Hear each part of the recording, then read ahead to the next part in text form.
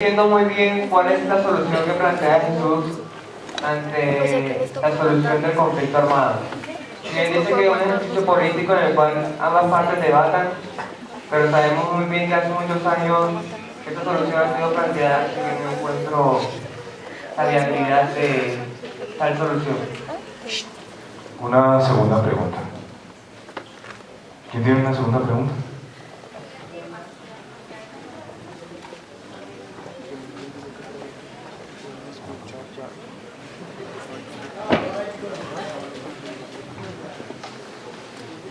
Bueno, Jesús, primero que todo, muchísimas gracias por compartir esa experiencia que de alguna manera pues también viví desde las noticias en televisión.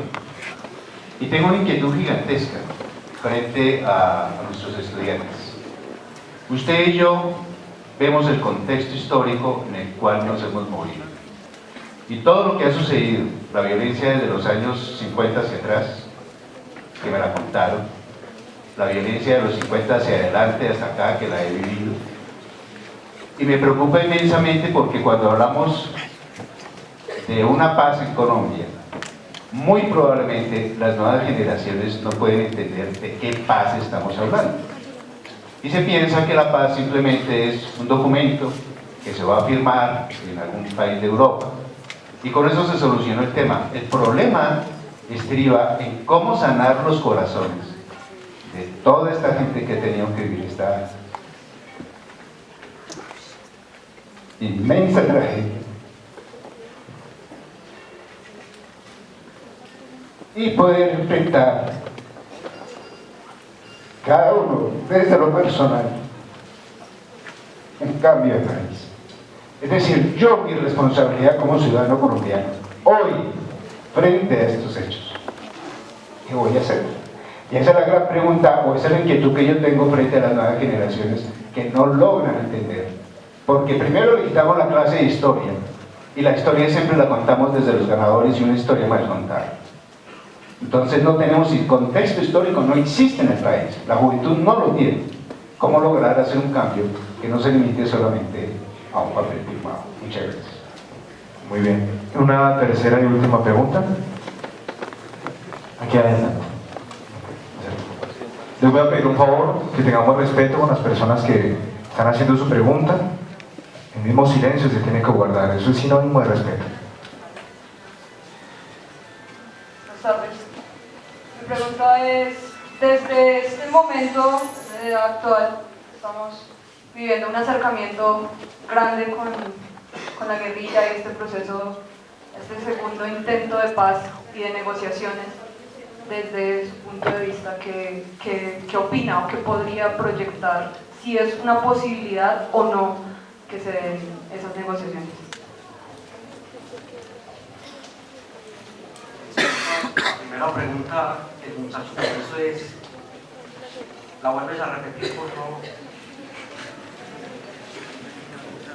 Háblala duro que seguramente ya quedó grabado, pero tú no. Simplemente quería saber cuál era la solución. Si bien hay muchas soluciones a las que se le puede plantear de conflicto armado en Colombia, pero ya también quitando las soluciones. Veo que decir que solamente puede haber un debate que cabe en las balas se queda muy corta la respuesta a la hora de responder a las consecuencias que se han vivido, los daños que se han ocasionado a las personas víctimas de conflictos. Yo sinceramente no sé cómo veo que las personas puedan perdonar tales actos sin más nada. Ya, amigos, si algo he encontrado yo, o sea, la gente es libre de perdonar o no, ¿sí? Es libre de perdonar. Pero yo he caminado por tantos rincones y he encontrado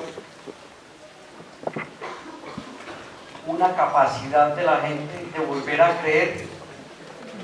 Usted cree que porque estoy aquí botando cháchara con ustedes, durante muchas veces lo he hecho en distintos públicos, tratando de sembrar ideas y compromisos en ustedes como estudiantes.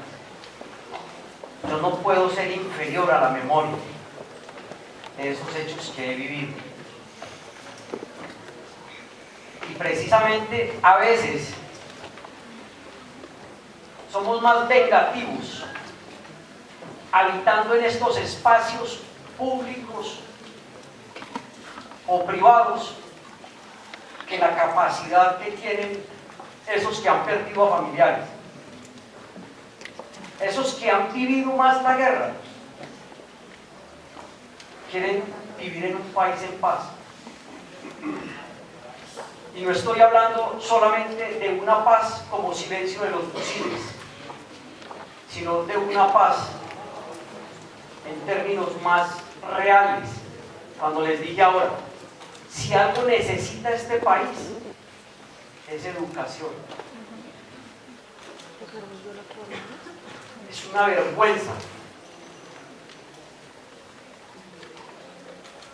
Y me disculpan, es una vergüenza, y se los digo porque puede pasar con mis hijos o puede pasar con mis sobrinos. O puede pasar con ustedes,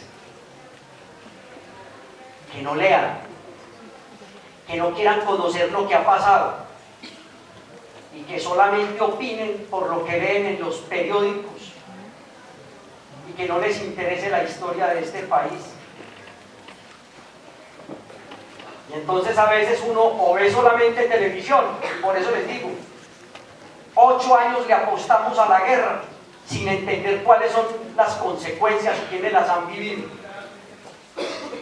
Otros años le apostamos a la paz, pero siempre va a haber detractores que dicen por ahí no es, y va a haber talanqueras, los dueños del poder, los terratenientes, los que se apoderaron de la tierra de muchos campesinos, los que se enriquecen con la guerra, los empresarios que se enriquecen o los que fabrican armas y nos las venden.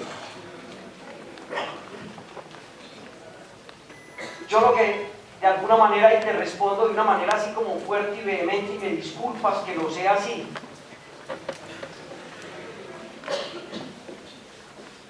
que les dije desde el comienzo, cómo nos falta caminar, cómo nos falta ponernos en los pies de la otra persona para entender lo que es ser desplazado, lo que es perder la vida de un familiar.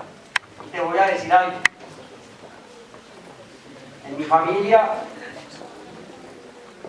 tanto la guerrilla ha secuestrado y desaparecido a un primo hermano como el ejército colombiano.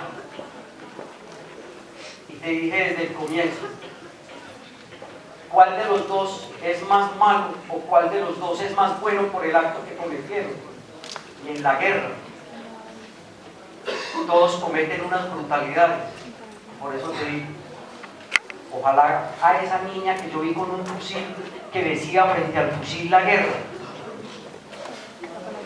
la estuviera viendo educándose y no portando un arma. El profesor me dice cómo sanar los corazones de toda esta tragedia. Esos son procesos muy lentos, profe, y usted seguramente mejor que yo lo sabe. Pero por eso la compañera que estaba hoy aquí hablaba de otras narrativas y de otros trabajos.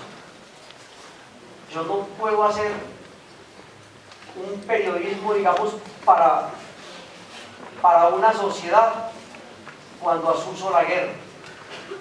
Yo no puedo ser un buen ciudadano si al lado mío pasan tantas tragedias y por lo menos no reflexiono. Yo he encontrado tanta bondad en las víctimas de este país que les hubiera mostrado. Vean, tengo el ejemplo en el computador, una mujer en las montañas del Magdalena, que no es dirigente de nada, pero es el mejor ejemplo de Colombia, profesor. Mercedes Marín, a 4 horas o 5 de Santa Marta, a los 16 años, le mataron el papá y la mamá, y eran una familia bastante extensa. tanto que las niñas más pequeñas, sus hermanas más pequeñas, tenían 2 años de edad y eran trillizas. Y Mercedes Marín, cuando llegaron los tiros, una masacre en la zona de San Pedro de la Sierra. Mercedes Marín, cuando llegaron los tíos y decían después del entierro, ¿cómo vamos a repartirnos los hijos? Y especialmente a las trillizas. Mercedes Marín dijo, la familia no se va a partir y yo voy a seguir con ella. Esas fotografías también se las quedo debiendo, porque cuando uno hace las fotografías de las hijas de Mercedes Marín, 12